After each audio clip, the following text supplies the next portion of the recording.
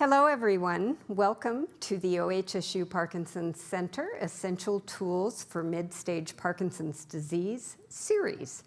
I'm so glad to welcome you here. We actually have some people in our audience. This is our first live event, but we also have many of you online watching us. And so this is our first hybrid educational event. We're kind of excited to see how things go, and so we really appreciate you being here with us.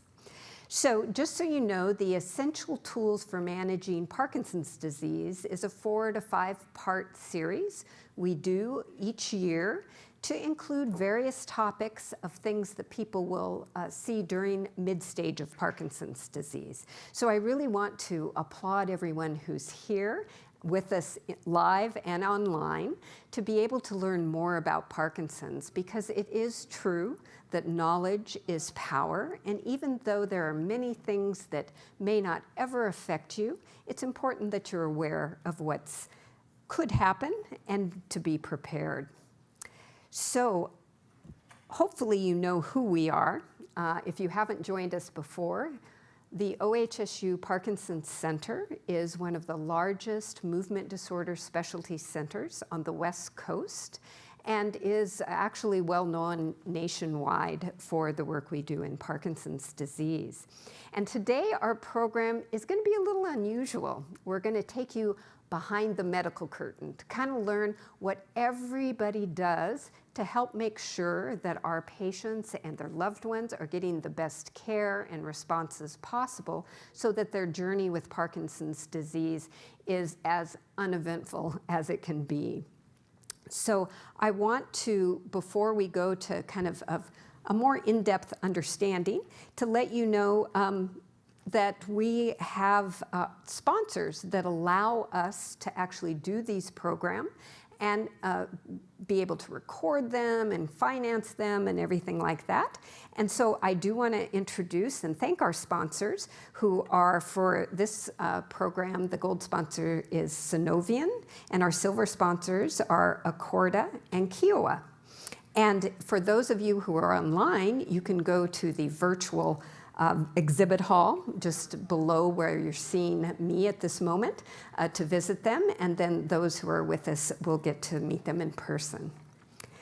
So if I tell you a little bit more about what this program is so you can kind of focus. So there's early Parkinson's disease. Now that's when someone's symptoms have been probably inconvenient. They've been hopefully diagnosed, and whatever treatment they have may be fairly minimal. These things are, symptoms are kind of not affecting their life so much. So that's one end of the spectrum. Then we have late-stage Parkinson's, where depending, again, on the progression of the individual, they may have marked disability and treatment effectiveness may be more limited. But we never know with individuals exactly what their progress is going to be, and so not everyone reaches advanced stage. And then we have the middle stage, which is the one that you start to see that symptoms are beginning to affect people's lives. They have more of a progression, balance may be an issue, and treatments are becoming more complex. Throughout this entire spectrum, our goal is to make sure that we help treat you optimally so that you can manage and do the things you love in life as the focus instead of having to deal with the disease at all times. So this mid-stage for Parkinson's series is really looking at all those things that might happen but may not happen in Parkinson's disease. So we cover a lot of ground, and we do record these so that you can see them at this same website. The recordings are listed below, and we also have some older ones at our website at OHSU. But there's lots of information out there on different topics that you can find from previous education series. So today, again, we're going to look behind the medical curtain And you'll get to meet all these people and even a couple bonus people for the program. And we'll introduce them shortly through our little initial video introductions. Each person's recorded one to let you know a little bit more about them and some highlights of how they help patients. And then after the break, we'll have a Q&A period when all our presenters are here to be able to answer your questions, some of which you've already sent in online, others we can take live from the audience. But we've got lots of them, so I don't think we'll have any problem getting, using up our time.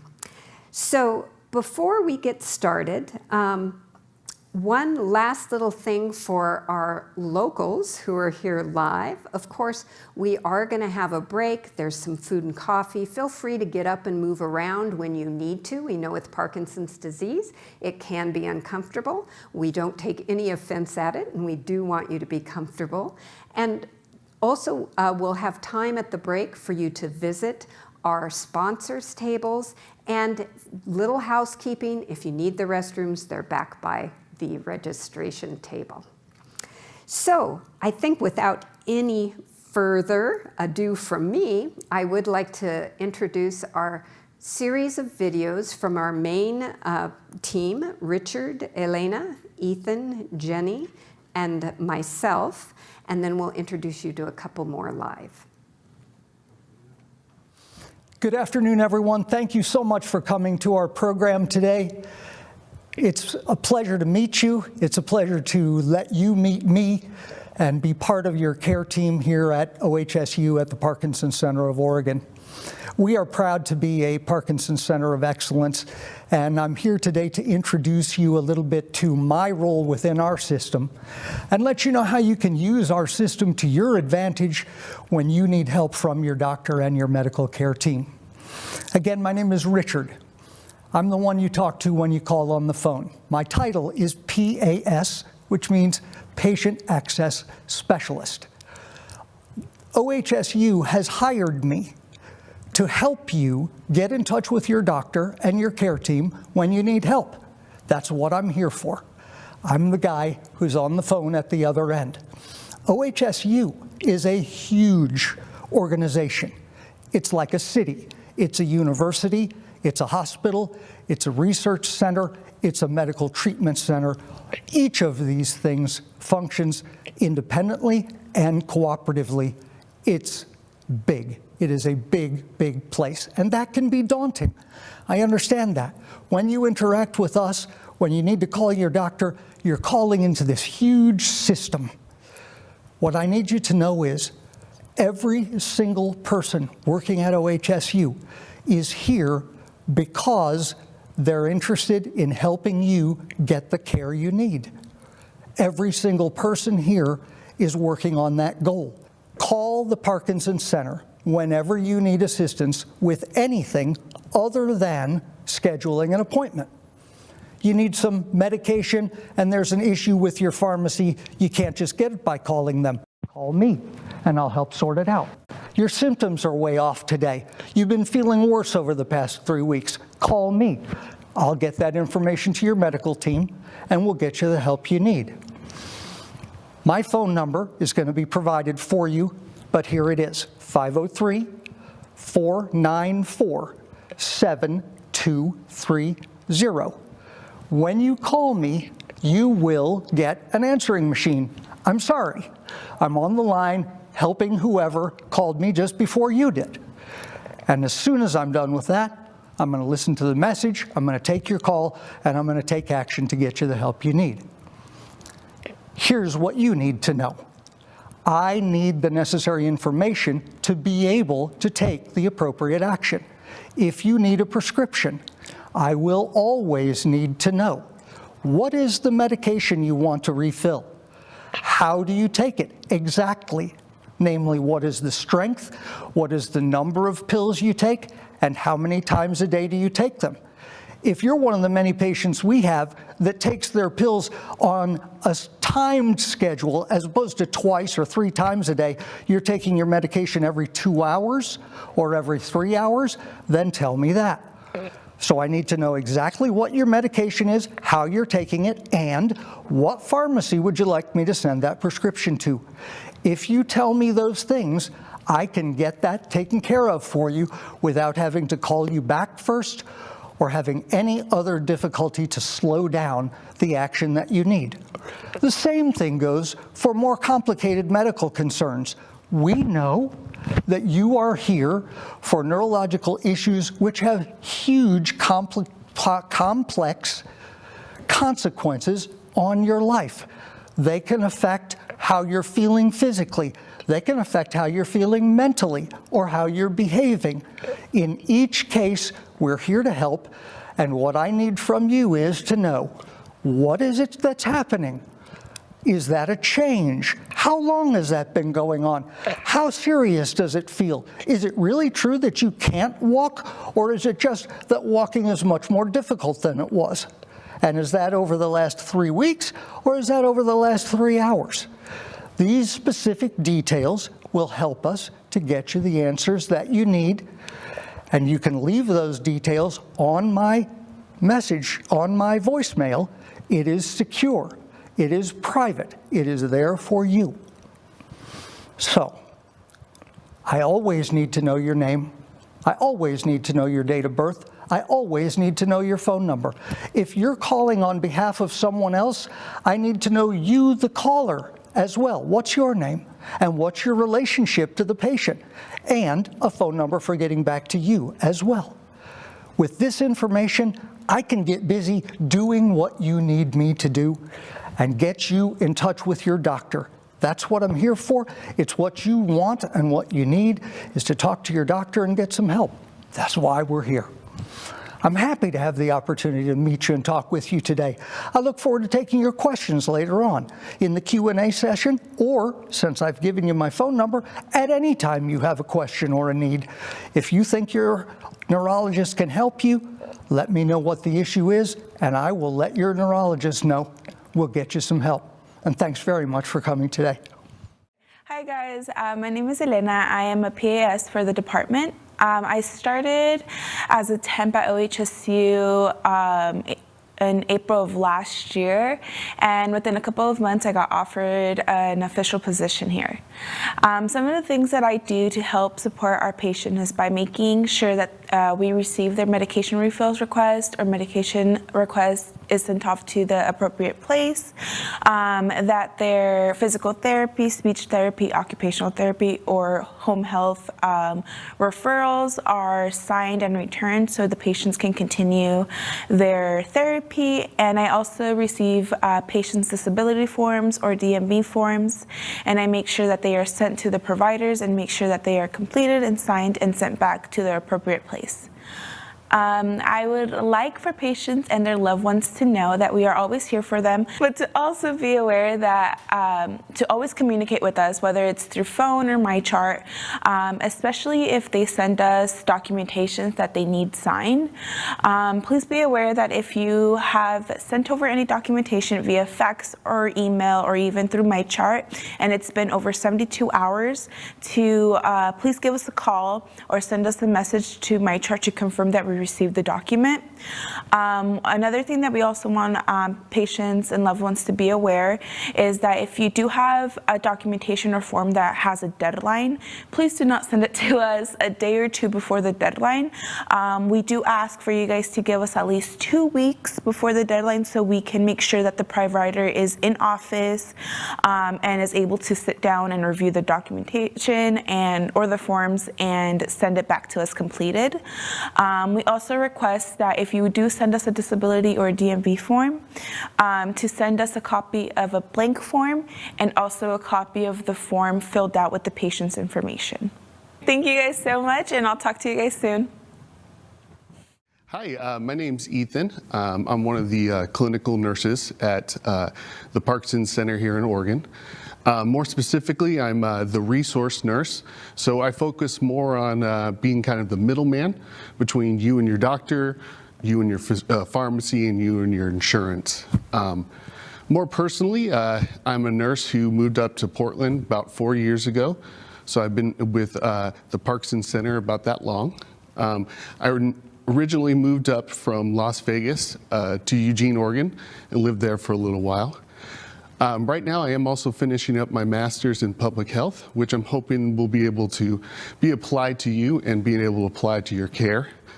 A few of the things I like to do here in Oregon, and I definitely encourage you to do so as well, is rock hounding and hiking are absolutely amazing things in Oregon, and that I'm very grateful to have around. I also enjoy riding, and I hope to get to share some of that riding with you. The next thing I want to talk about is just kind of some tips and tricks about how to more effectively advocate for your care. So the first would be to provide as much as details, many details as you can when reaching out to us, especially when that comes to MyChart, phone calls, and voicemails. When it comes to using MyCharts, just remember that they're not for urgent matters and that they should be used as long as you're okay with waiting 72 hours to possibly get a response from the physician. For my role within the Parkinson Center, as I'm the middleman for insurance and for your pharmacy, it's very important to remember that you should go to them directly first. When you need a refill, call your pharmacy and talk to them about what the medication is. If you think there's any changes that need to be made to the script, they are also the people to talk to, because they will reach out and will work with your pharmacy directly. As for insurance, it's very important to have an open communication and an open line to your insurance, as they determine a lot of what can be covered in your care. More specifically, talking about prior authorizations for medications, which is what I do most of the time. These are important details to remember. Go to the insurance first, as you can often initiate your own prior authorization for the medication, and follow up with them directly as far as the status. Oftentimes, they may not actually reach out to us or send us a fax, and they only tell you about approval for medication through mail options to you directly. So to help advocate for your care and for your need for certain medications, it's very important to have that communication with your insurance directly. Again, as for the pharmacy, it's very much the same. Contact them directly so that we can work with them and advocate for the best possible option for your medication treatment. I also handle a lot of the issues and questions about deep brain stimulators. So I do want to touch on that briefly. If you have questions about your DBS, please contact us by phone so that one of the nurses can actually talk to you and get more specific details, as we often have to include the manufacturer rep. If you're going to send us a MyChart, again, just send us as much details about what's going on with your deep brain stimulator and what kind of care and assistance we can provide for you. And if it's something to do with a mechanical piece of your device, replacing a wire, replacing a charger, these kinds of things, contact your local rep for the manufacturer directly, as they can often expedite things quicker than we can. And again, we serve as the middleman, so we would often have to just reach out to them and try to advocate for a more expedited process. All these things that I handle within the Parkinson Center, again, is to serve you and to serve your clinical care by advocating to your insurance, to your pharmacy, to your local manufacturer reps for the kind of care that you need. And to do so, we need as much detail as possible from you, and I hope that we can continue to collaborate in this way. As a whole, as OHSU as a whole, the mission is to partner with Oregon national leaders in health and science innovation for the purpose of improving health and the well-being of Oregonians. Here at the Parkinson Center, we hope to do the exact same as we serve with other departments at OHSU. We are hoping to bring innovation and continued expert and professional care to your medical needs. And we are working our best to support the health and well-being of our patient population by inviting them into a multidisciplinary type of care here at OHSU, working with all types of medical professionals. I look forward to answering any questions you have, and look forward to talking about some of those hobbies like hiking and rock hounding, and I'd be happy to give you some recommendations. Thank you. Hi everyone, my name is Lisa Mann, and I'm one of your nursing team at the OHSU Parkinson's Center. I've been here about 18 years, and hopefully I've talked with many of you at some time. As you may know, your nursing team is part of many sort of specialists that are here to serve you. We have your physicians, physician assistants, all trained in Parkinson's disease, but we also have wonderful team members who are physical therapists, occupational therapists, and speech therapists, and we're really all here to serve you. Now, I'm one of 3 nurses, and so I'm gonna focus a little bit on what I do most, and that is I tend to get your my charts and I get phone calls, and I may help you kind of navigate the system and communicate with your specialist when you need to. And I'm gonna hopefully give you some tips for how you can communicate with the nurses, with the staff, to make sure that we're getting you the best care the quickest possible. So, one of the most questions that I get is, I'm worse. My Parkinson's is terrible. I need to see the doctor. Now that can come to me as a my chart message, or it might be a phone call, but sometimes that's all that's on the message. We really need a lot more information, and so we want you to be prepared for the questions we'll ask. So, first of all, I'm gonna ask you, wow, what's going on? Tell me about your Parkinson's symptoms. Is it your movement that's changed? Is it your how you're thinking or how you're feeling emotionally? We really want to hear from you about your Parkinson's symptoms, because everybody's different, so we can't just assume that it's affecting you a particular way.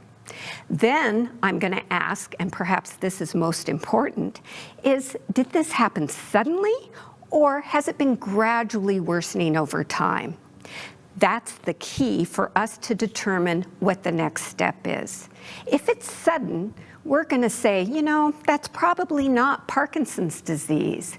Let us know a little bit about what's happening. And if there's been a sudden change, we probably need you to contact your primary care physician and have a workup.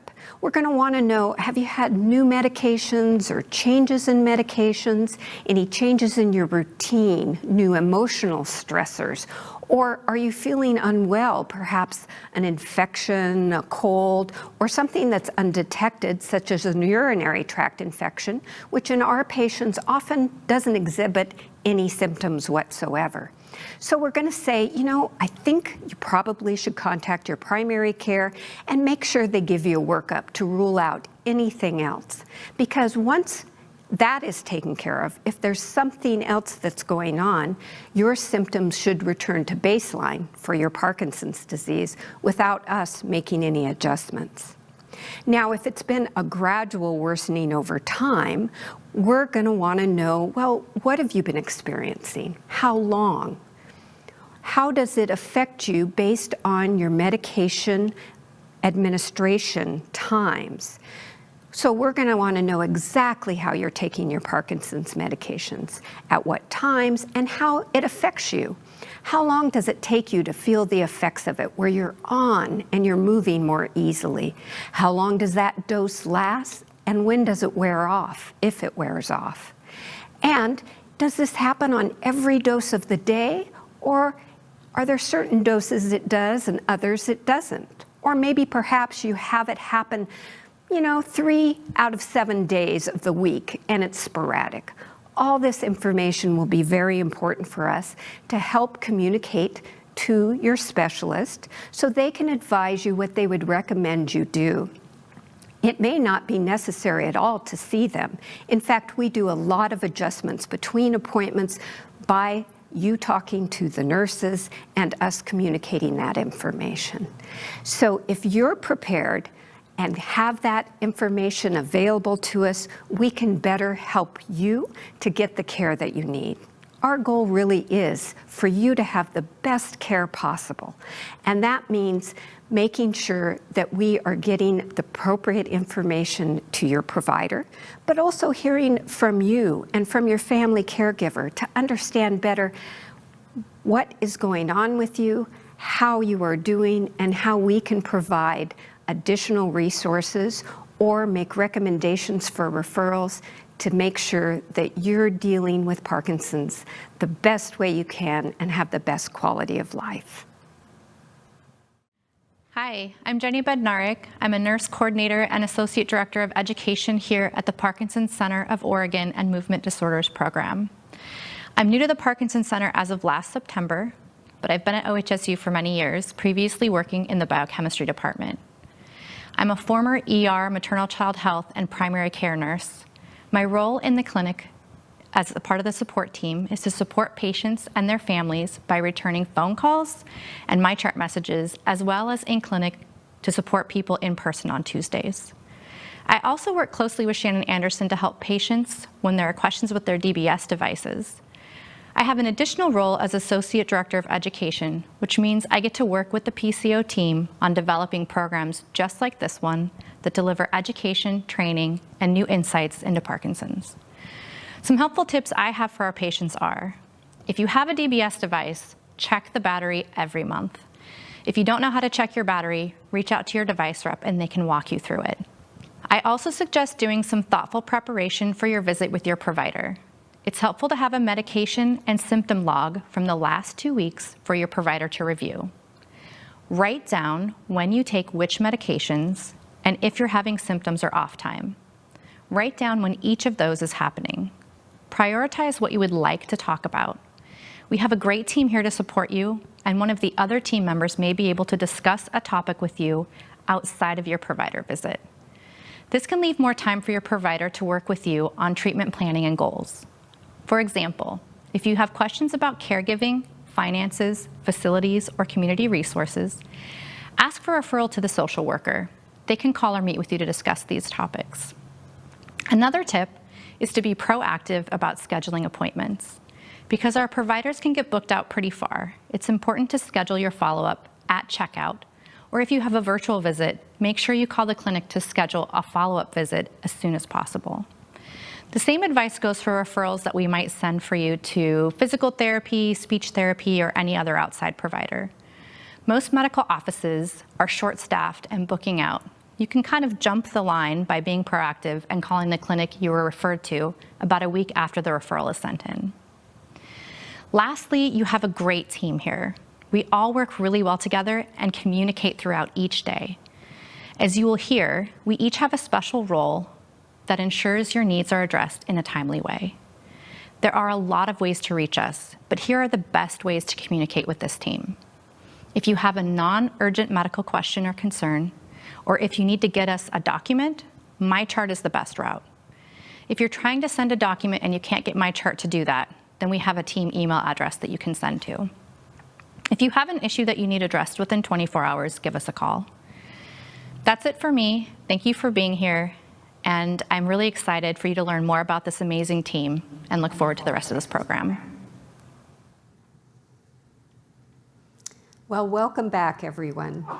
My name, again, is Lisa Mann, one of the nurses, and you've gotten to see a lot of our staff and what they do, and hopefully you've been able to learn more about how to get better care. And it doesn't matter if you're our patient or if you are the patient of any other physician or nurse practitioner or physician associate.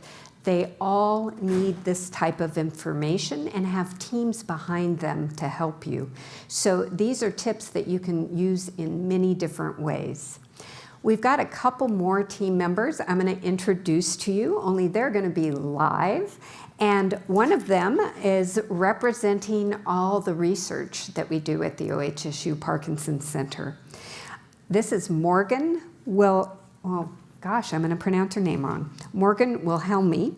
She's a research associate, and she'll tell you a little bit about herself and what they do in the research program.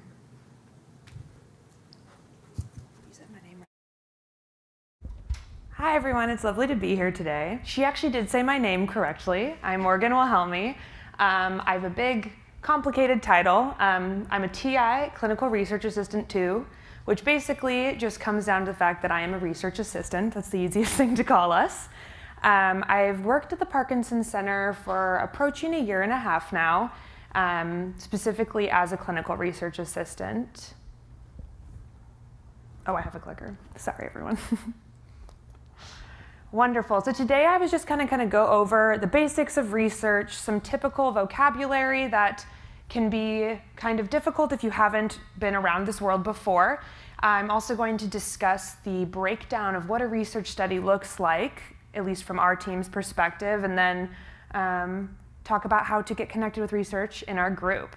So up in front of me, I have some basic terminology that's just kind of a good starting point to jump off at. When we're talking about participants, we're talking about the individuals who are participating in the research study. So you as the patients would be participating and therefore be the participant when we're talking about research. A study partner is someone who is typically very close to the patient, whether that be a relative, a caretaker, or a friend, that is required for some studies to participate and answer questionnaires, do assessments, but this is all very study specific, which you're going to hear me say a lot over the next 15 minutes.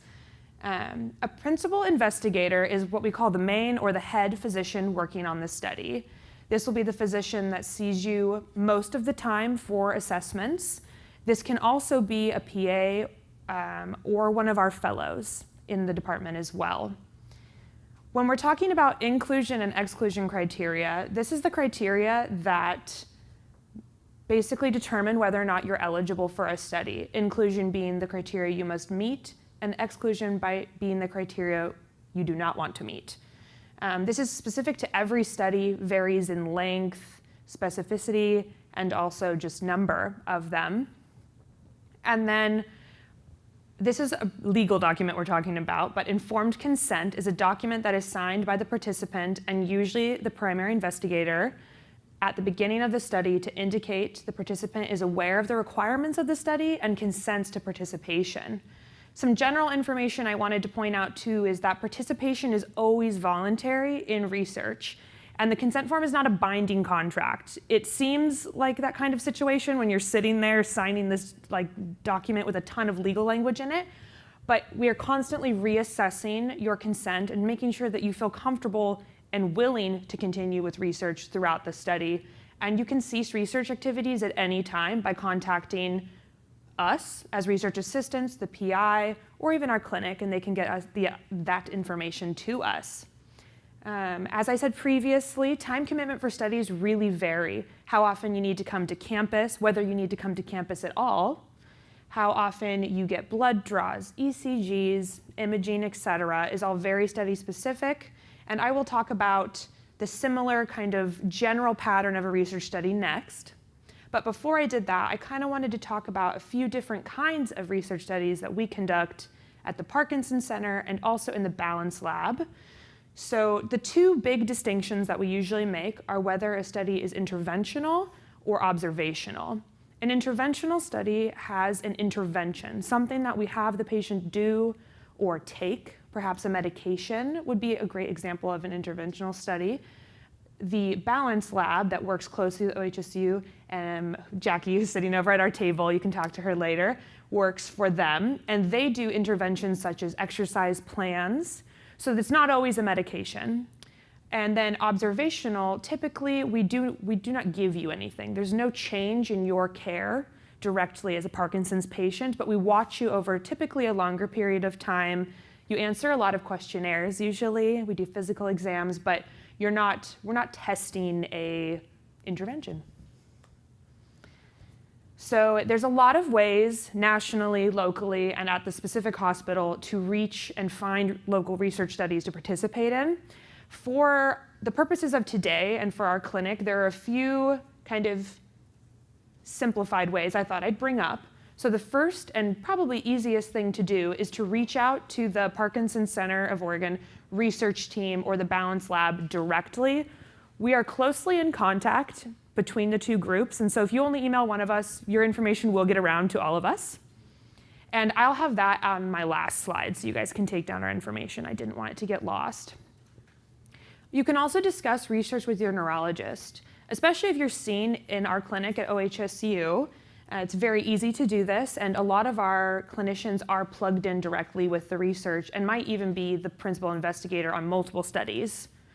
So that's a great resource, and then they typically will refer you to one of us. We also have quarterly newsletters that go out from the Parkinson's Center, which have a list of our actively recruiting studies and also our contact information again.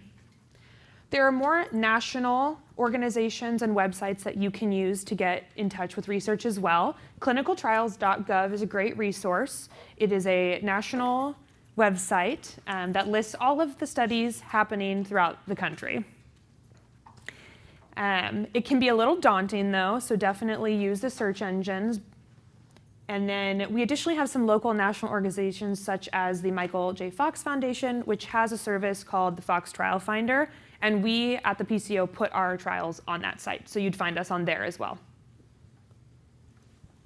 So you're probably wondering, how does a research study work if you've never participated in one? And again, as I said, I was going to say multiple times, they're all very different. But they kind of follow this general pattern that I have up on the screen. So it'll typically start with a pre-screening call with one of us, the research assistant. We'll talk about the inclusion and exclusion criteria, whether or not we think you're a good fit for the study, the time commitment for the study, and whether or not that's a good fit for your life at the current moment. And then also, if we think that the conversation goes well and you'd like to proceed and we think that you'll qualify, we'll also set up a screening visit, which is be the first time you will meet the physician in charge of the study. So at that screening or first visit, we will sign the informed consent, which is the document I talked about a little earlier. We will also then review the inclusion-exclusion criteria again and make sure that the primary investigator agrees that you meet the criteria in order to participate. And then we will start a gambit, which is dependent on the study, of study-specific tests or tasks, which can be anything from lab work, ECGs, imaging, which includes things like MRI or DAT scans, which some of you might be familiar with through our clinic, or even just questionnaires. But again, this really is different depending on the study and the sponsor. Then a period of time progresses and we review all of your materials and make sure you qualify for the study. And then if you are chosen and meet all previous discussed items, you will be entered into the study and do a majority of the same tasks you've done previously at various study visits and follow-up visits. These occur in different order and at different intervals, again, dependent on the study, but to simplify it, that's kind of what you do next. And then once you are complete, you're done with the study. And most studies, you do end up getting your results, but it can be a few years while we wait for them to kind of go through the data cleanup, collection, and publishing. But we do at the PCO try to keep you guys informed and up to date with any sort of results that come out of the study so that you know what you worked on and what was found from it. We collect data, as you can see on the bottom, in the middle part of the study, and then, as I said, it is gone over afterwards. So as a research assistant, which I realize I actually didn't explain to you what I do specifically, so I can do that really quickly, because it's kind of confusing if you've never worked in research. So as research assistants, we do everything from scheduling you guys for your visits to working with sponsors, which are sometimes pharmaceutical companies or biotechnology companies, to work on everything from regulatory documents, legal paperwork, contracts, budgets. I also participate quite a bit in the research visit. You'll spend more time with the research assistant in a visit than you will with the physician, which I think is a big shock to people. And then like, when am I going to see the doctor? Not for a while is usually the answer. We do everything from answering questionnaires with you, taking your vital signs, drawing your blood, doing the ECG, and also sometimes even motor examinations, depending on the study. We then take all that data, enter it into the online version of the portal, which then is given to the sponsor for their analysis. So as a research assistant, I like to say that we have our hands in every bucket of research. We work as hard as we can to make the research as simple and accessible to you guys, as well as the providers and the team involved in making sure that we get results. So that is our general job in a very overview sort of way. So some common questions I get as a research assistant when people reach out to us about studies is, how do I find if I may qualify for a study? So the best way to do that is to call us. If you're looking at OHSU specific advertisements for studies, either around campus, on local websites, at events like this, they'll typically be the specific research assistant that you need to reach out to and their information on that advertisement. Sometimes we also provide more general information, which again, I will give you at the end. That is a really great way to get in touch with us, and we kind of share that amongst the group of us and decide who needs to then call you to talk about it. Additionally, a lot of advertisements do have very basic inclusion-exclusion criteria that you can look at initially, but the best thing to do is to call us. It is our job to communicate with you guys, be your contact when it comes to research, so don't feel ever like you're burdening us by giving us a call. We kind of touched on this already, but how long do research studies take? The answer is that's entirely dependent on the research study.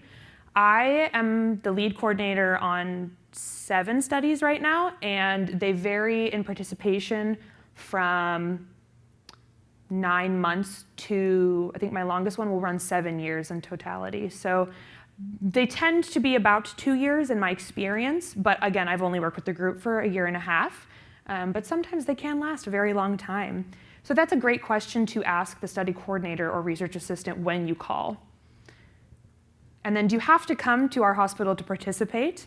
This is also a study-specific answer, and a lot of times I like to say, no, you don't have to. It does depend on the study, and a lot of studies demand that you come to campus for certain assessments, scans, ECGs, labs, etc.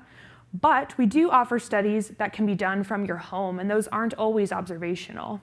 I have information over at our booth for a study we are doing right now that can be done entirely from your home.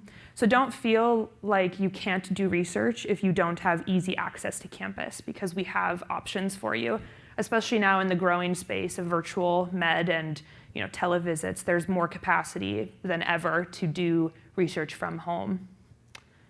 And then, what kind of studies does OHSU offer? We touched on this a little bit when we talked about interventional versus observational, but we really do a little bit of everything, whether or not it be a new medication in a phase 1, or meaning, first trial in humans. We do a lot of phase 2 trials. We also do observational, as I discussed, where you're not getting an intervention.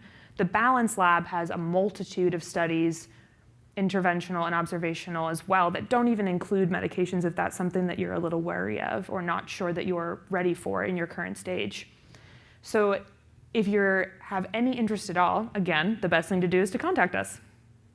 And then, can I only ever participate in one study? I get this question a lot. People will call us and say, I want to make sure that I pick the perfect study because I can only do the one.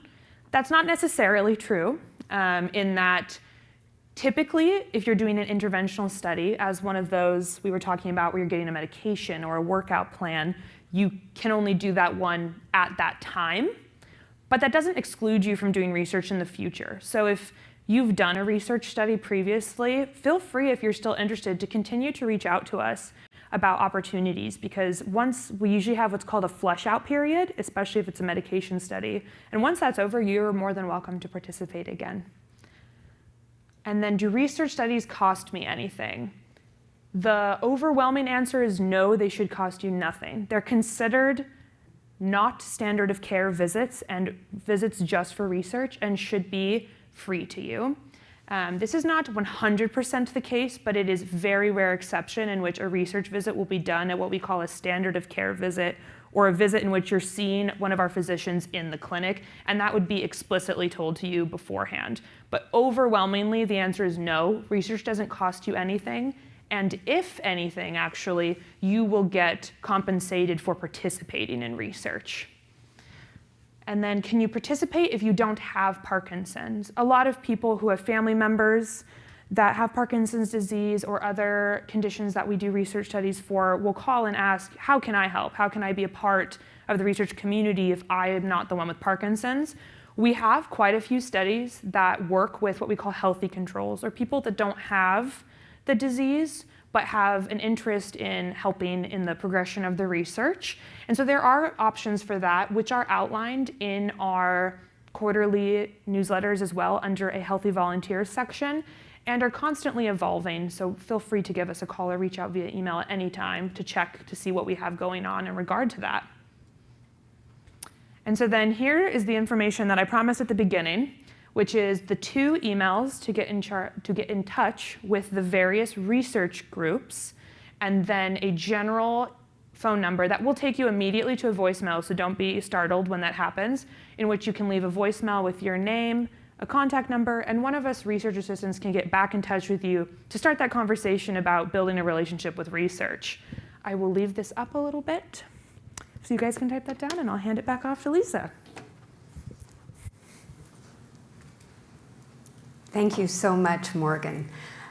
That was a great synopsis of what it involves to be belonged in research. And Morgan will join us during our Q&A panel as well, so that if you have more questions, you can ask them of her there so that it can be shared with everyone on our program. And also she and Jackie are at the research table, along next to our other sponsors that are here. So I'm going to introduce you to one more behind the scenes person, another bonus, and that is Jolene Mast. She is our office specialist, and she'll tell you a little bit about herself and what she does. Jolene? Mask. Hello, everybody. Thank you for joining us, whether you're in person or virtual. We are so excited that we get the chance to have this hybrid event, and I'm really excited that I got a chance to work on it and be here today. So a little bit about myself. I grew up in Southern California, palm trees and concrete, the whole 9 yards, and heat. And so in an effort to get away from some of that heat, I went up to Northern California to go to college at UCSC, where I studied sociology. I've always been interested in people, how they think, what they do, why they do it, and whether or not the systems that we have in place promote health and happiness in the pursuit of it. And so I knew graduating virtually in December of 2020 that I wanted to work in a place where even if it was just sending an email, it did something to help people. It did something to support people. And I feel so fortunate, so unbelievably fortunate that I get to work every day for a team that supports patients. So I do a lot of background work. So if you have talked to me over the phone or via email, it's most likely because you've reached out about an event, or you'd like to get help signing up for an event, you'd like to learn more, get some resources. If you joined us in our newly diagnosed workshop, I've been behind that OHSU Parkinson Center screen, saving all of our little tidbits and sending them out to you later.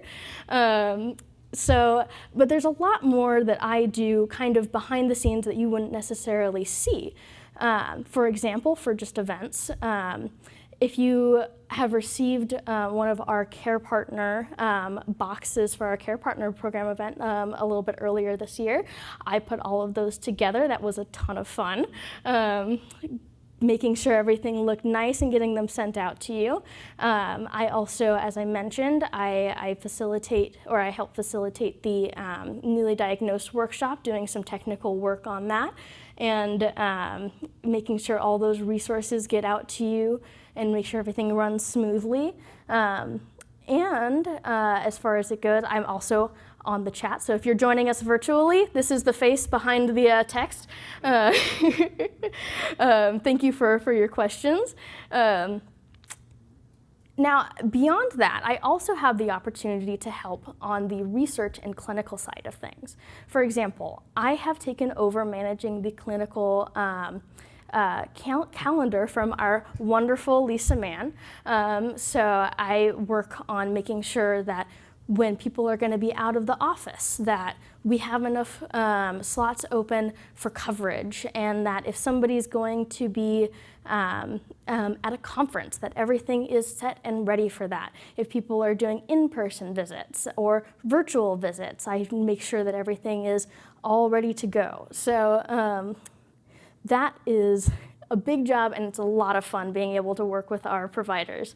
On the research side, I actually am able to work with our research coordinators to manage the NeuroNext database.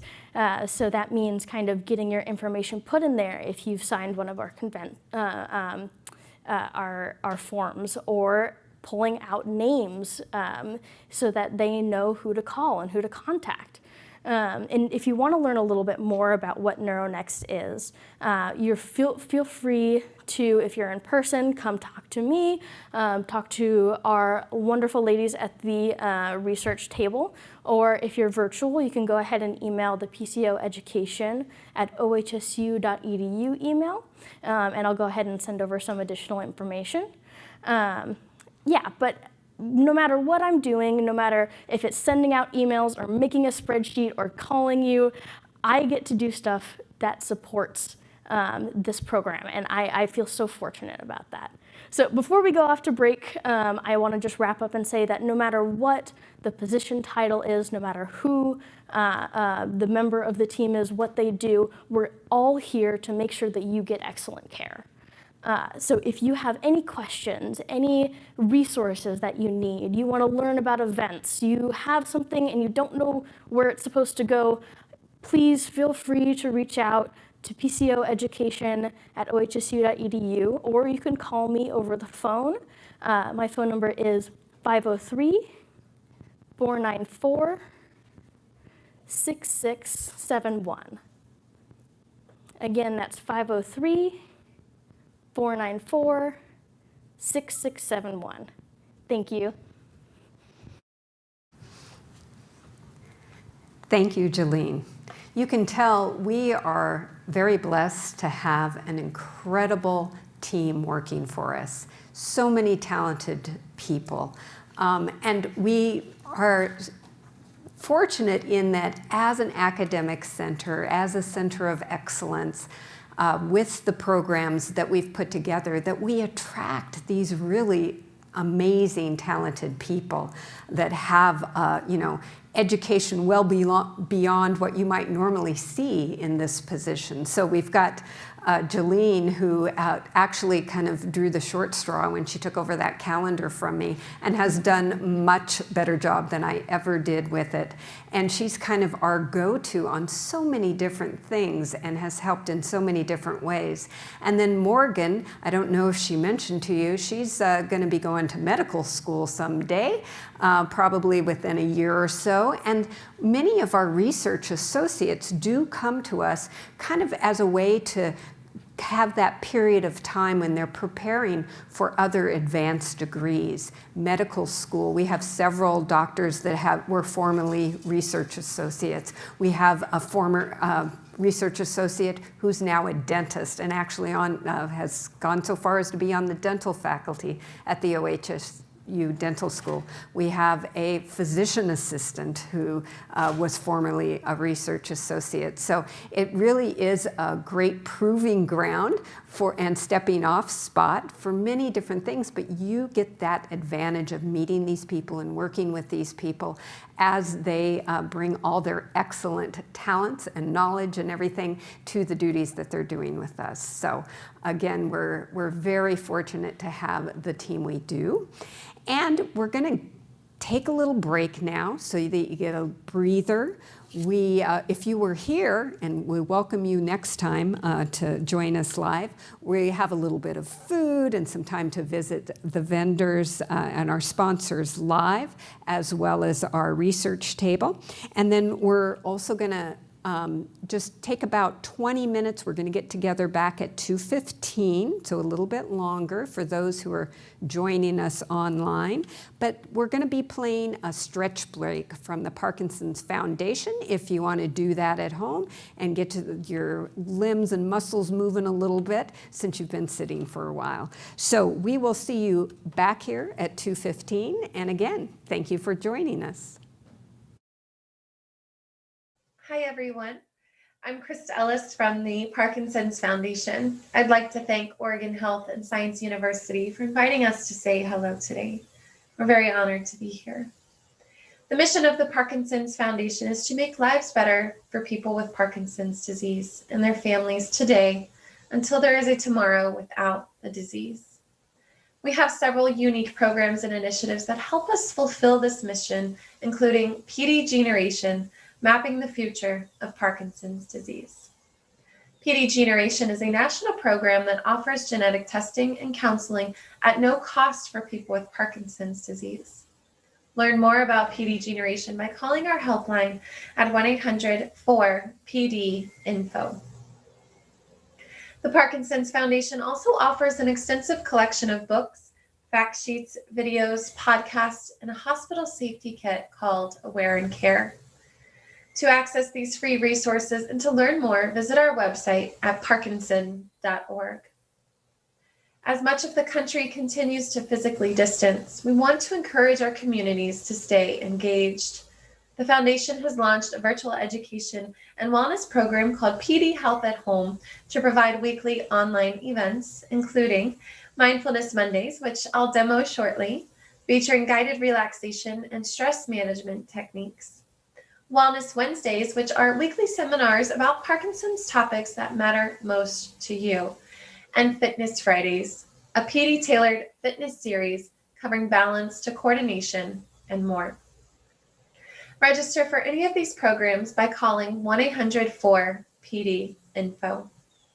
Now, I'd love to give you a quick demo of what you might expect to see at Mindfulness Monday by doing a brief breathing exercise and a gentle stretch.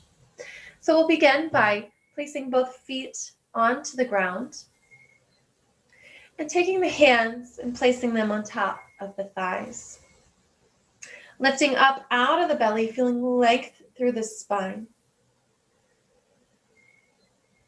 And when you feel comfortable, you'll gently close the eyes. Take a deep breath through the nose. And let it go. And we'll take 2 more deep breaths in and out. Deep breath in and out.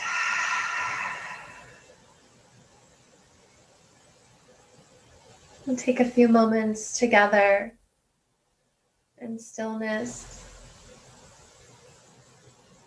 Feeling support beneath the feet and support beneath your seat.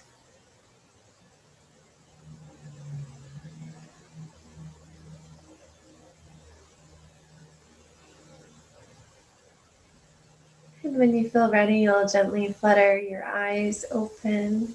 Hello. Take an inhale, reach the chin up towards the ceiling.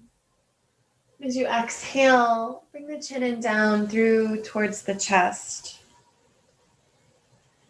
And then inhale, reach the chin up slowly and mindfully.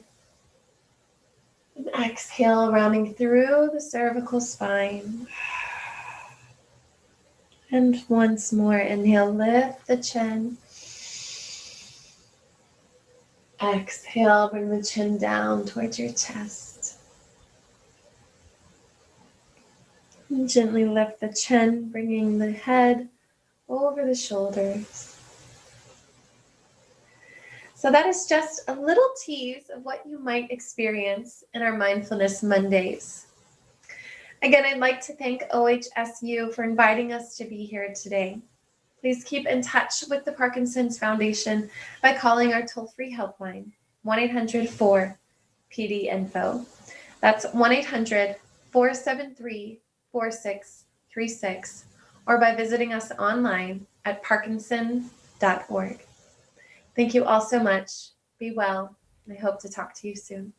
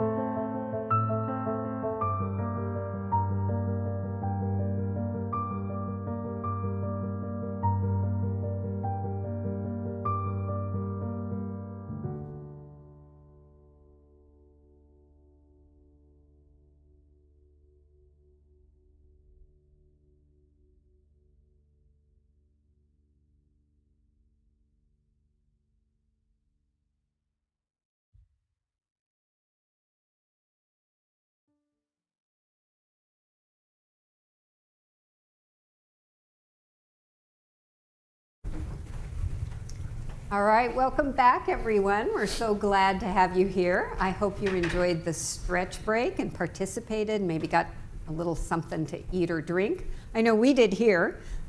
We've been well cared for at the Crown Plaza in Lake Oswego, so I do want to thank the staff for all they've done, and also for the wonderful work of the AV department, who is helping bring this to you live with all the bells and whistles that it takes to put on a production. So thanks, guys. So we're back with you to talk more about behind the scenes, how we can get you the best care by working with staff at your various providers' offices. We are speaking specifically about our team, but much of what we talk to you about can be applied elsewhere. We've gotten a lot of questions from you, both beforehand by registration, as well as those that are being fed to us for you online. If you put something in the chat, Jolene, who unfortunately can't be up here with us because she's feeding them to me right here, will be passing those along to us. And so I want to let you know, so Jolene, of course, is not with us, but she is behind the scenes. We also have back with us Morgan for research. We have our bonus individual, the surprise, who is Rachel Rushing. She's our social worker. Jenny, the nurse and education director, who's helping bring this whole program to you. And we have Elena, who is a patient access specialist, Ethan, who is our other nurse, and then we have online Richard, who is our other patient access specialist. So we're going to be Hello, everyone. Thanks, Richard, for joining us. It's good to have you. We wish you were here in person, but you look great. I am here in person. I'm not virtual. I'm real. So we're just going to jump right into these questions we've gotten, and I'm going to start actually with some that we received through registration. And one of the questions that came in is, who do I talk to find help in the home as a caregiver? So I'm going to give this to Rachel, and she can tell you just a little bit about being a social worker and the things you can answer, and then specifically that question, please. Sure, thanks, Lisa. Yes, I'm Rachel, the social worker in the neurology clinic, and help families and patients with questions just like this. I would say one of the most popular questions I have is, how do I enlist in-home care support, respite care? When do I know? Is it time to start looking at assisted livings or retirement places? And we have lots and lots of resources when it comes to that. We have vetted very specific agencies that offer in-home care assistance. We can share with you costs, their availabilities, how to get them in your home, and share your experiences with them so that they can match you with a good caregiver. Thank you, Rachel. So we have gotten a couple more questions about those forms that you may need to have filled out for insurance purposes, or for maybe a disabled parking permit, whatever it is that you might be coming to your provider about. And I know that Elena had already mentioned about sending us, particularly this is when insurance is involved, a form that's blank as well as one that's kind of filled out. Elena, can you talk a little bit more about what you mean by sending both?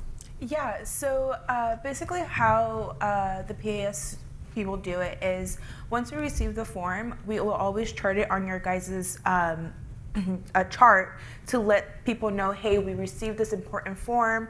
I have forwarded it to the provider for signature. Sometimes the form, depending on how you guys send it to us, can get lost because you guys might send it to the wrong fax number, because there is our fax number, and then sometimes our scheduling department gets our faxes too. So there's a lot of mix up there. Sometimes, maybe the wrong email is inputted. So there's a lot of things that can happen where we don't receive the form and you guys are waiting for the form and you're like, hey, it's been like 2 weeks, what's going on? So basically what we are asking for is to send us a copy of the blank form. So in case it does get lost or something happens where we don't receive it back from the provider or something just happens, we have that form that we can just refill for you guys with your information, and then send it again off to the provider. And then the second form, it was a blank form, and One that you've oh yeah, the one that you guys complete. So what we ask is for you guys to complete your guys' section, which is like your information, your address, and stuff like that, and basically only leave blank what the provider needs to sign. Or if the provider needs to fill out something, leave it blank for the provider. So we have those two forms on there. And you can also help your provider out by, even on that form where you're filling out information about you, particularly if it's like for long-term disability or some job-related thing, to kind of answer the questions that are being asked of your provider as you know that the disease is affecting your job. Because we're not always going to be examining you in a way that would give us all that kind of detail to be able to respond most appropriately. In fact, a lot of the things that these insurance forms ask, we would, in the past, ask like an occupational therapist to give you an evaluation, but even occupational therapists don't do those evaluations anymore, where it's like, how much can you lift and for how long and all these other things. So it is really helpful for you to kind of answer how you know it is affecting you so that we can work with that. And not all forms are going to be something that your Parkinson's specialist needs to fill out. Quite often, your primary care physician can do a lot of the forms. Jenny, do you want to talk a little bit about some of the things that maybe a primary care physician could do for you, given that you worked in primary care for a time? Yeah, well, your primary care could probably fill out most of these forms, especially the forms that are asking for, you know, like Lisa was talking about, how much can you lift? How long can you sit at a desk? You know, is typing something that you can do? Those are really sort of what can you do on a daily basis. We're happy to fill them out, but your primary care also can do that for you. And requests for DMV permits also can go through your primary care office. We can process those that are in Oregon through our clinic, but if you're a resident of Washington State or a state outside of Oregon, you do have to go through your local primary care provider. So my suggestion is start with primary care.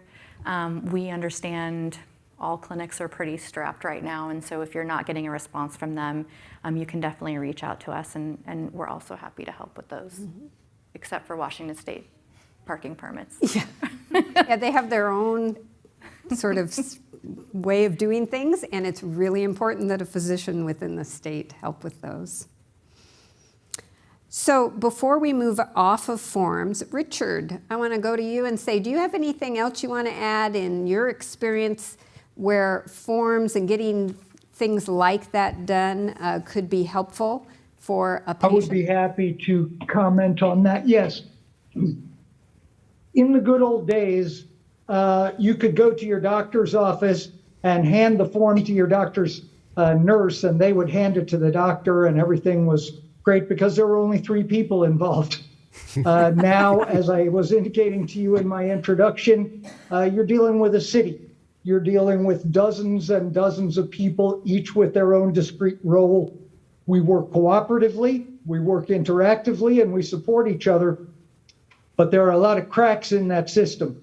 It's like the old game Operator, where you whisper a message to the person next to you. By the time it gets 3 or 4 people down the line, that message is often pretty messed up.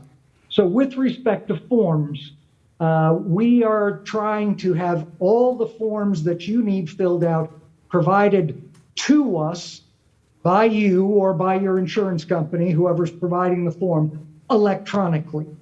That means either by my chart, and that would be the most secure and preferred method to upload those forms to my chart. Otherwise, you can fax them to the Parkinson's Center. The fax number for the Parkinson's Center will be provided to you in a follow-up email to this session. Those are the two most secure methods. You can also send us forms by attaching them to an email to the main Parkinson's Center address. I'll tell you that. We'll also send it to you in the follow-up email as well, so that you have a written copy. That email address is PCO, 3 letters, PCO @ohsu.edu. Now, what I want you to understand, and what you must understand, is when you send documents to us via email, there is nothing at our end that can maintain the security of those documents while they are in the email. It's just like any other email you send to anyone else.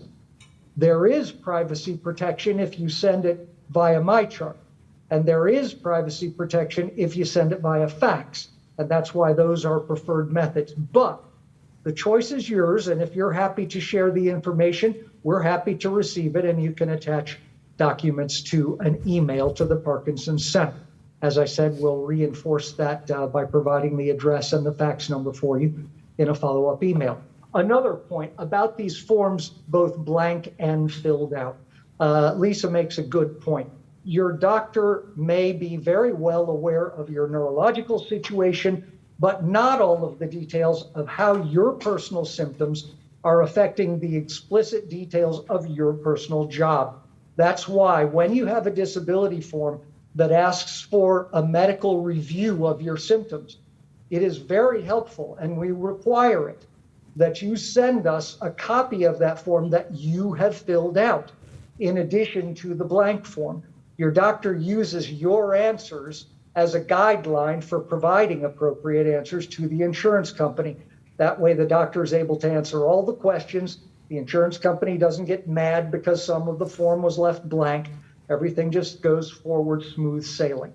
That is, if you do your part at the outset and provide us both a blank copy and a filled out copy. So basically that's the deal on documents. An electronic copy is secure. It can always be retrieved and redone if there's any mistake.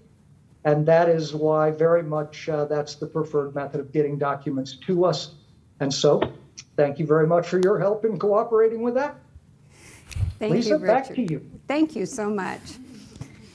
Yeah, you can see probably that we get a lot of calls and a lot of questions around these things, and there's things that we have to do on a regular basis, but they can hit so many snags. Your participation and help in making sure that we have everything will help us be more efficient with it. So I want to ask actually if anybody in our audience here has any questions for the panel. No? I do. Okay, please do. Find it. Well, I guess I'm just wondering about resources for a PD patient like my dad who's beginning to have Parkinson's dementia. Mm-hmm. I mean, is there anything specific that can help him with that or help my mom with that? Mm-hmm. Not hearing the speaker in the audience. So there is the question is whether when someone with Parkinson's disease advances and if they also have dementia, what sort of resources are there for the individual as well as the family in caregiving for that individual? Excellent question, because it's something we face a lot of. And so I'll start out, but hopefully we'll have others chime in, because there are a lot of things that you can do and your mom can do.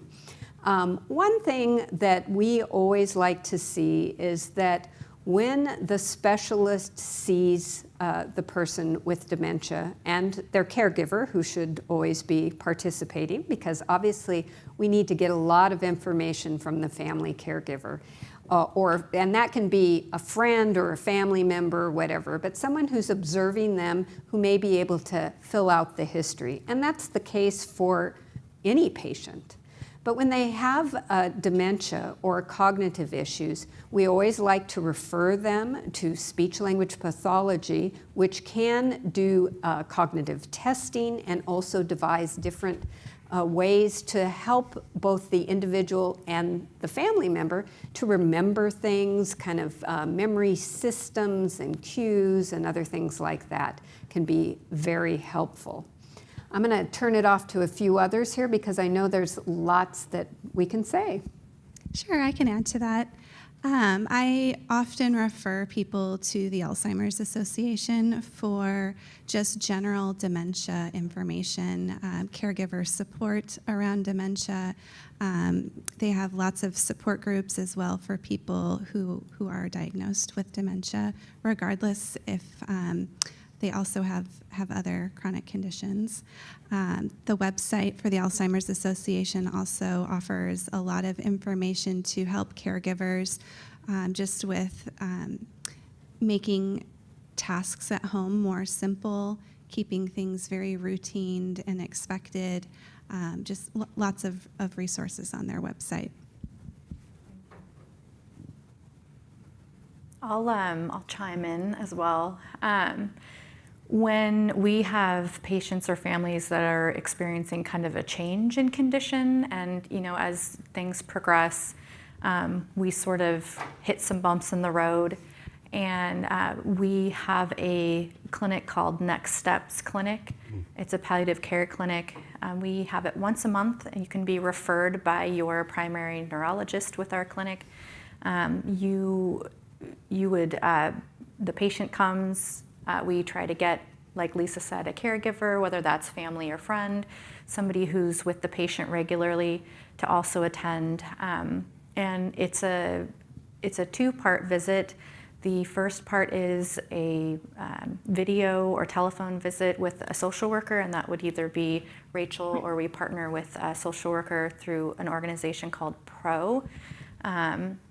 So you would do that visit the day before, and then you would come to the same clinic that you see your OHSU Parkinson's specialist in, and it's a long visit, but you get to be seen by a speech therapist, a physical therapist, and then a movement disorders specialist who also specializes in palliative care. It's a coming together of sort of the clinical side, the family. We also consult with a chaplain. So we have a pretty robust team that can all come together and talk about, where is the patient at? Where is the family at? What's the roadblock? How do we work together as a comprehensive team to move things forward and get back on track? I participate in that clinic, or if I'm not there, either Ethan or Lisa fills in for me, and we do follow-up after the visit to make sure that everything's going smoothly, everything that was planned in the visit is happening, and that if there are any questions, we answer those. So that would also be a really good question to ask your primary movement disorder specialist about is, would this be a good situation to get a referral to the Next Step Clinic? I think I have something for you. Yes, please. So quickly, from the perspective of research, I think sometimes it's not known that you don't just have to be newly diagnosed, not on medication to participate in research. Obviously, you want to make sure that the patient and also the family feels comfortable participating, but we do have research studies for more advanced stages of Parkinson's and associated diseases such as Alzheimer's and dementia. So we are still a resource for you guys, maybe not with home help or anything like that, but feel free to continue to reach out to us as a team. Thank you. Anybody else want to contribute? Again, there are a lot of resources out there, and so we're happy to talk to you more about that after the program. We got several questions about individuals who are out of state. And, is it possible to be seen at OHSU? And is it worthwhile, if you're newly diagnosed, to come to OHSU and make that trip? I'll answer. Yeah. Richard, you want to go first? Go for it, Ethan. Okay. So, I would say we're all a little biased with that answer because I'm going to say OHSU is absolutely a place you should go see and get evaluated. We have world-class treatment and world-class physicians, PAs, social workers, team, things like that. So from a biased answer perspective, yes, I think OHSU is a wonderful place to at least even get a consult and to work with some of your local providers.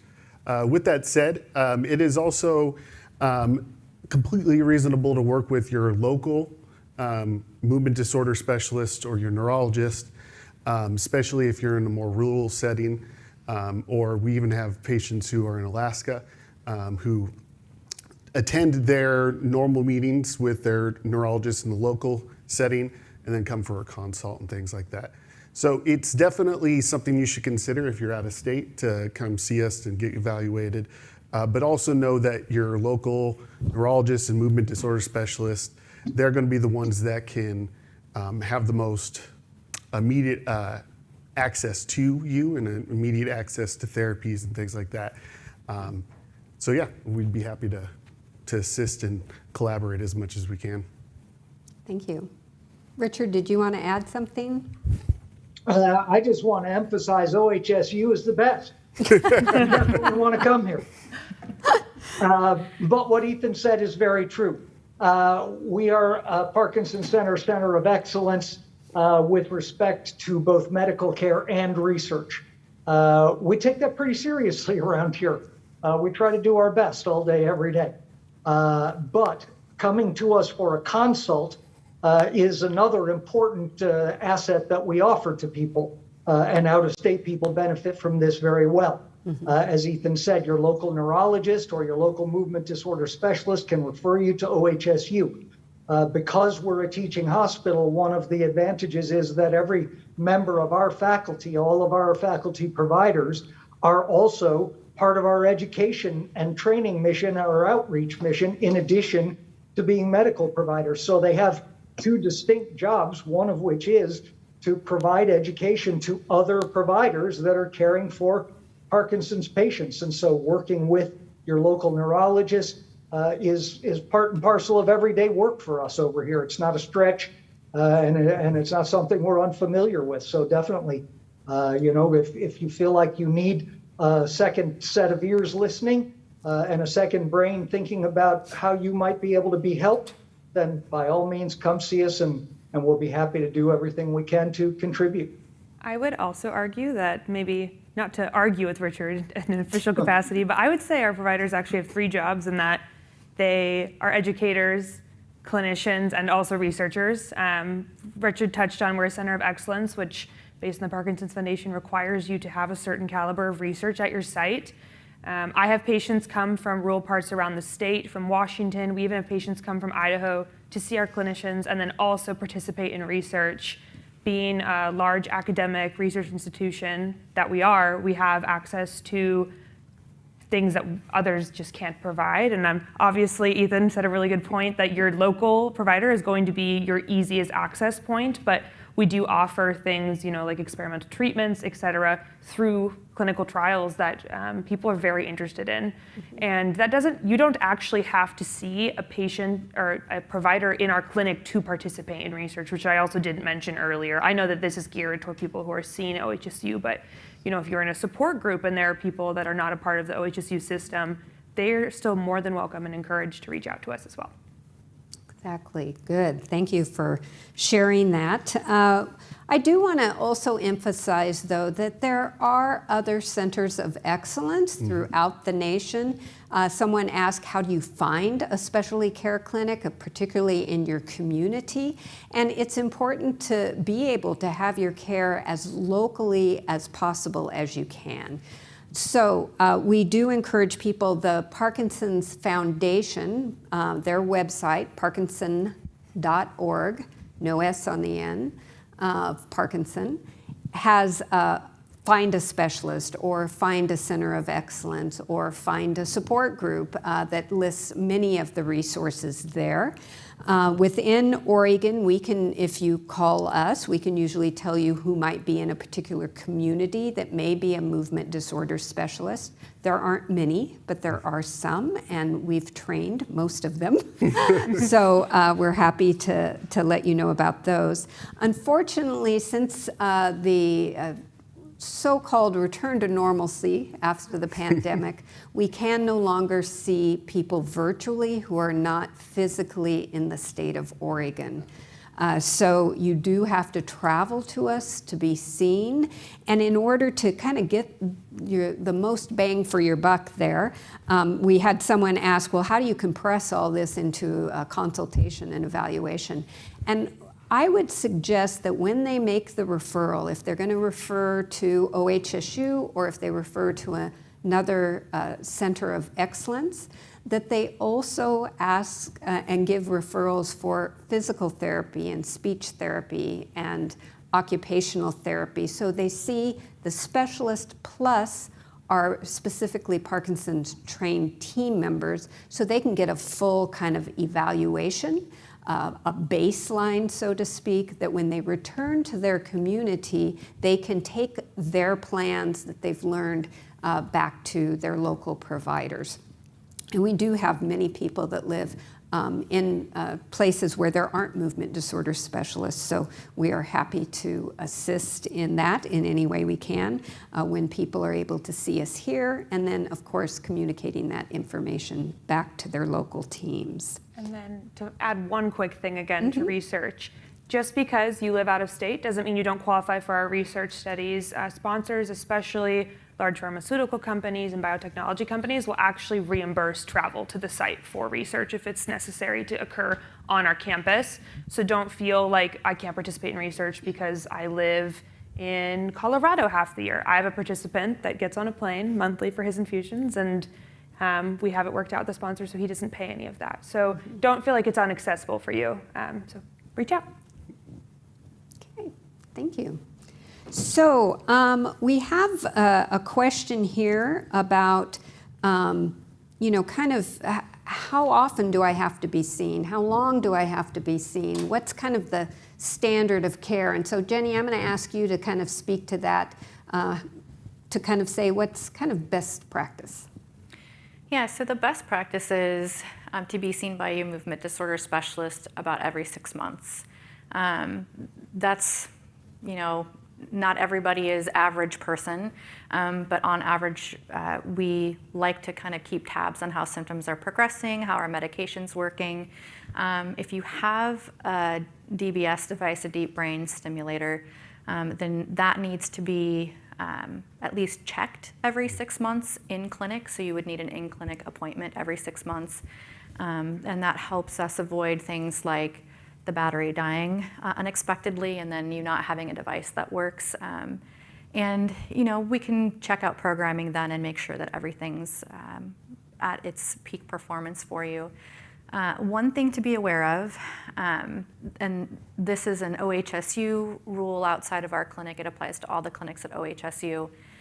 If you haven't been seen for over a year at an OHSU clinic, then the guidelines are that we can give you a refill on medications for 30 days, but then you need to be seen to get more medication. We, in our clinic, understand how difficult it can be to get in to see somebody at times. So we're pretty lenient around that rule, but we do require our patients to have a visit on the books if they haven't been seen in over a year. One rule that we're not able to bend, unfortunately, on our end, is if you haven't been seen in clinic for an office visit, and this could be a virtual visits count, for 3 years, and it's 3 years to the day, you are no longer considered a patient at the clinic. You would have to have a new referral from someone to see us. And that's outside of our control on the clinic level. That is an OHSU-wide policy. So it's important to have regular follow-up. Even if you're coasting through and things are good and it's been a couple of years, just know that you've got to touch base with us regularly, even if it's just to say things are good. That's great. We like visits like that. So make sure you're keeping in contact with us. The other piece, Lisa had mentioned occupational therapy, speech therapy, and physical therapy. And as you go through your Parkinson's journey, it is important to also check in with those specialties. Even if you're not having problems, we do like to have sort of a baseline that we can refer to so that when there are changes that come up, we can see how different things are. So touching base with a physical therapist, a speech therapist, and an occupational therapist once a year is recommended. And we're happy to provide those referrals through the clinic. And that could even just be a phone call to our support group or the clinical support team. You don't have to come in to get that if you're interested in it, and especially if there's a change. Mm-hmm. Is there anyone else who has anything? Did I miss something with that? Well, regarding the referrals too, if you do want to do like a physical, occupational, or speech therapy, I'm mostly the one that does the like sending out and all that stuff and prepping it, and then sometimes Richard does it too. But one thing that I do suggest is if you talk to your provider and you let them know, hey, I want to do this, let them know where you want to do it, because I will go off your guys' address and I will send it to what shows up closest. So sometimes it might be a 25-minute drive, sometimes it might be a 30-minute drive, but if you guys have a preference and you know therapy or rehab that is closer to you guys, please let us know so I can go ahead and contact them and get like everything sent out for you guys. Good information. Thank you, Elena. Yeah, we often have to do referrals because people, more than half of our, or about half of our patients come from outside of the Portland metro area. So we do try to make sure we get them local care whenever possible. And, but we don't always know the resources within their communities, so it's very helpful for us for you to provide that information.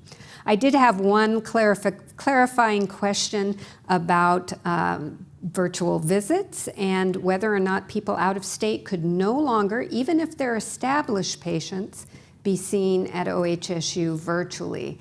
And unfortunately, that, I'm getting a shake of a head from one of our providers, Shannon. Just in Washington and California, if they're established, then we can still see them. Okay, if they're in Washington and California and they're established patients, we can see them virtually. Outside of that, we cannot. And that can be subject to change, isn't it? Because it's kind of an ongoing thing of the state, at the state level, them allowing this to our specialists to practice basically in their states. So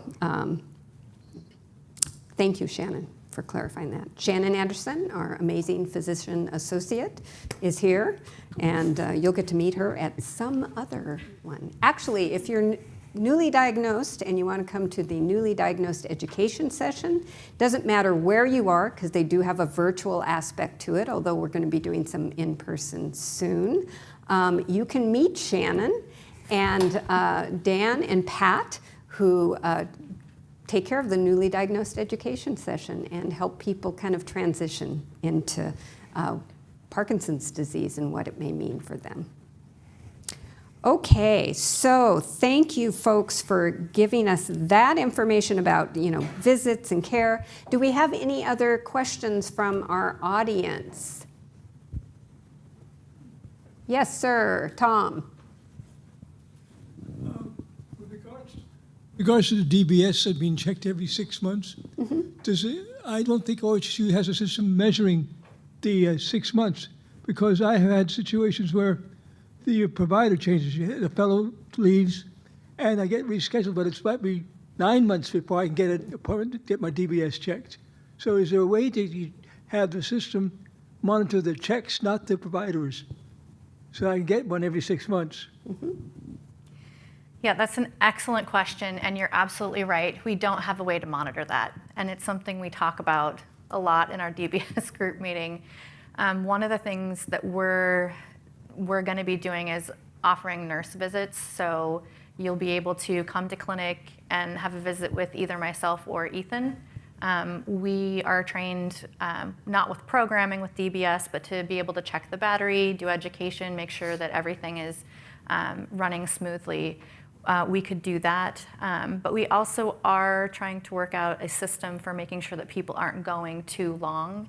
I think the biggest thing is we find that sometimes there are patients with DBS devices and they work so well that they don't need to come in. And so it's 2 years and they haven't come in because the programming's working really well.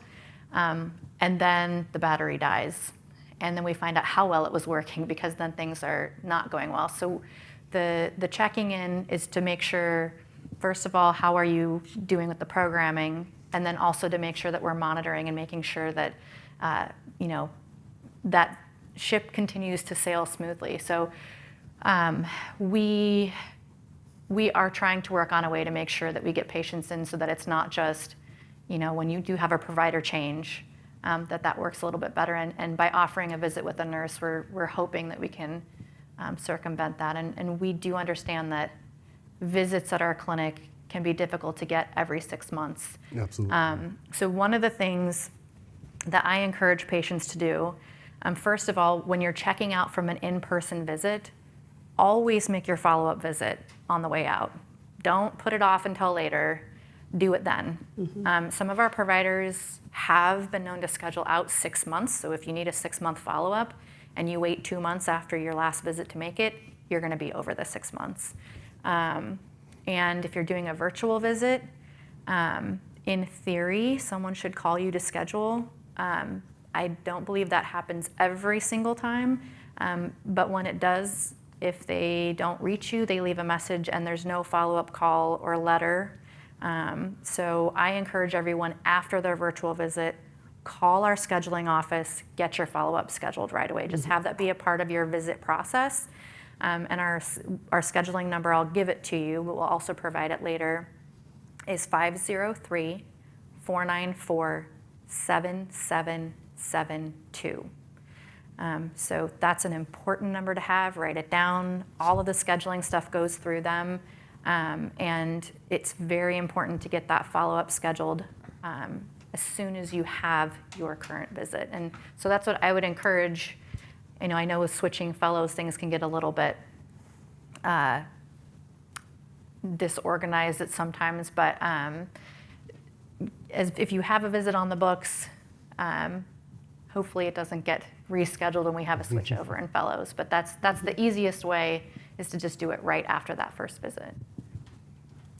And follow-up question? Well, the experience is I've been scheduled, but the fellow's been reassigned and no one changed the schedule or just canceled. A couple times the week before said, so-and-so's not going to be here anymore. And so that's what happens. So I suggest you have a schedule when you reassign people, check their existing appointments to make sure they're caught up with. Yeah, and if that happens, reach out to us. If you are rescheduled like the week before and then you're being booked out like another 4 months, that would be a great time to call us or send us a MyChart message, and we can work with you individually on getting you in earlier. Who's us? You can call Richard at the 503-494-7230, or you can send us a MyChart message. I'm in favor of having the visiting nurses be able to program too. Yep. Because I do it myself based on the instruction booklets and all that, so it's not that I can modify a symptom. But this condition gets out of hand, I can play with the machine and produce it. I don't know how long that's lasting. I have to develop a new program. I have an A, B, C, and D programs. So I need the expertise to, rather than do it my own. And just adding to another resource as well with DBS. The nice thing about the process is we have to involve the manufacturer, so Medtronic, Abbott, Boston Scientific, the different manufacturers of the DBS system itself. But because we have to involve them, they are also trained and they're able to do a lot of direct work with the patient. So I do suggest if for whatever reason it's been more than 6 months, we can't get you in, sooner. Definitely reach out to the manufacturers because they could oftentimes come to you before the pandemic. They would go to patients, do battery checks, things like that. But if they can't, they can also facilitate getting you closer to a spot that maybe they can check the battery, they can look at some of the program levels, and they are trained and able to adjust those as well. They can't do a robust programming session just as you would in clinic, but they can definitely do a decent amount of troubleshooting. So that's another resource that you guys have available to you is those manufacturer reps. All right, thank you so much. So what can I do or not do in OHSU MyChart? Does anybody want to speak to that? I can start. Think about how you would like to contribute. So one of the great things about MyChart, which you can have at many of the major health systems, is that you can see the full detailed note from your provider after they've completed it and signed off on it. Initially, you'll have an after-visit summary that's available, but you also can now see the full chart note, and you don't have to call or ask medical records to send it to you or anything. So you can get a lot of great detail and information about, oh, they told me they wanted me to do something. Now I don't remember exactly what, meds I'm supposed to take at what times and how I'm supposed to do it. And so you can refer to that as well as contacting us, the provider, which usually goes through a nurse before it gets there, to get more information about anything. But as I mentioned, and Ethan and Jenny mentioned, it's really important to provide us with as much information as possible if you're doing a MyChart or if you're calling Richard and leaving a message or talking to him. And to understand that it is best to call if you need a response within 24 hours. And if it can take a little longer, up to 72 hours for a response rate in MyChart. Other tips on doing things through MyChart? Yeah, so one thing that you can't do in MyChart at OHSU, unless you use the OHSU pharmacy, is one-click order refills on your medications. So for refill requests, we ask that you always start with your pharmacy, even if the bottle says it has no refills left.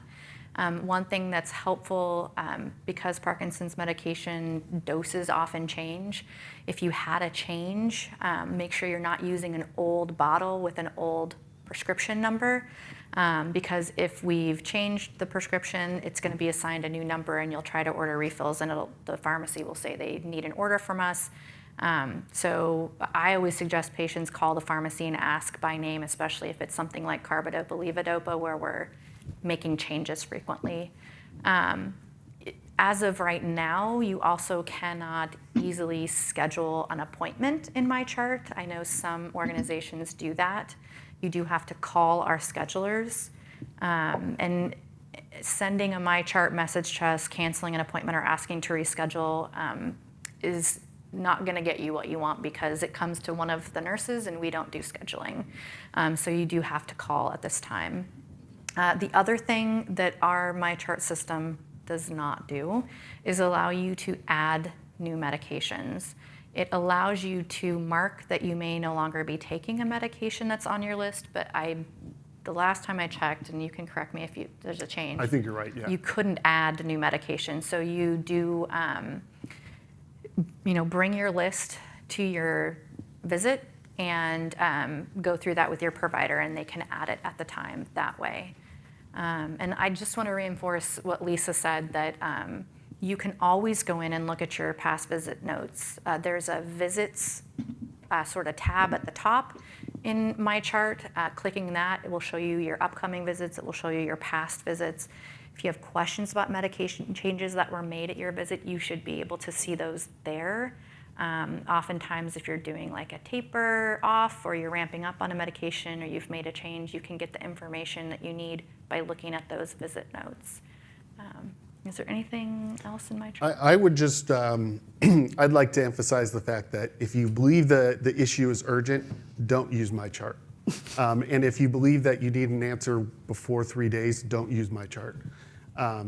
My chart really is, it's a wonderful tool that we have, but if we're receiving a message about everything, then that takes time away from the phones, that takes time away from calling patients back.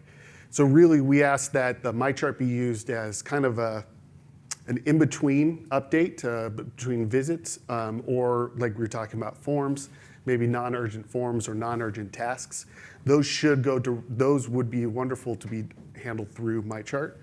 But if it's a refill, go to your pharmacy. If it's an insurance authorization request or things like that, go to your insurance unless it's urgent. If you need something done though, within 24 hours, please don't hesitate to call. Even if it is one of these things that we're saying, go to insurance or go to pharmacy or whatever. If it's urgent, please involve us. But if it's not urgent, don't use my chart. And when you do call us or my chart, please do try to be as concise as possible. We'll be able to answer much more quickly and get a response to your issue if we know exactly the information and can go through it quickly to be able to resolve the issue.